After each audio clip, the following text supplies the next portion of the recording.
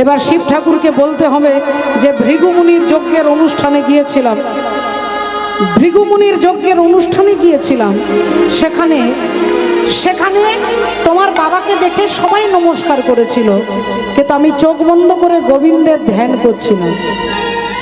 আমি গোবিন্দের ধ্যান করছিলাম, তাই তোমার বাবা যে কখন এসেছে আমি জানতে পারিনি বলে আমি নমস্কার করতে পারিনি, আর তোমার বাবা ভেবে নিয়েছে যে আমি ওনার শত্রু।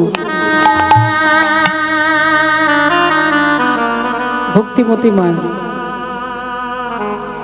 আমরা সবকিছু ভেবে নিই বাবা। শত্রু আপনি ভাবছেন, অনেক সময় দেখবেন বাড়িতে বাড়িতে, বনে বনে, ভাইয়ে ভাইয়ে কেউ কারোর সঙ্গে কথা নেই। বড় ভাই ভাবছে মেজো ভাই আমার শত্রু, আর মেজো ভাই ভাবছে দাদা আমার শত্রু। কিন্তু দেখা যাবে কেউ হয়তো কারোর শত্রু নয়, কিন্তু নিজেরা মনে মনে ভেবে নিচ্ছে। আচ্ছা দেখুন, এখানে ফ্যানটা চলছে, এতগুলো ফ্যান চলছে, আপনাদের আরাম লাগছে। আচ্ছা এটা যদি বন্ধ হয়ে যায় কি করবেন আপনারা? বলবেন জেনারেটর ম্যানকে, বলবেন ভাই পাখাগুলো চালিয়ে দাও। তাহলে এই ফ্যানটা চলছে, আপনাদের আরাম লাগছে, আপনারা আনন্দে বসে আছেন, কীর্তন শুনছেন। আচ্ছা এই ফ্যানটা যদি পৌষ মাসে রাত্রি 12টার সময় চলে কি করবেন? রাত্রি 12টার সময় যদি পৌষ মাসে চলে, বলবেন না এই জেনারেটর ম্যান ফ্যান বন্ধ করো, বন্ধ করো, বন্ধ করো, মরে গেলাম বন্ধ করো। তাহলে ফ্যানটা তো সেই ফ্যান, সুইচটা তো সেই সুইচ, ফ্যানের রংটাও সেই রং। কিন্তু আপনি বৈশাখ মাসে বলছেন চললে আরাম, আর পৌষ মাসে চললে মনে হবে যে এক্ষুনি মরে যাব, বন্ধ কর।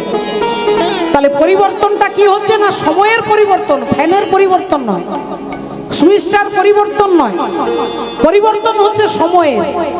সময় কখনো সুখের আসে, কখনো দুঃখের আসে। চক্রবৎ পরিবর্তনতে সুখানিচ দুঃখানিচ। চাকার মতো একবার সুখ আপনার কাছে ঘুরতে ঘুরতে আসবে, একবার দুঃখ আসবে। এখানে এমন কোনো ব্যক্তি নেই যিনি বলতে পারবেন না যে আমি জীবনে কখনো দুঃখ পাইনি। আপনি বলতে পারবেন না যে আমি কখনো দুঃখ পাইনি, আর আপনি ভাবতে পারবেন না যে আপনি সারা জীবন দুঃখ পেয়ে থাকবেন।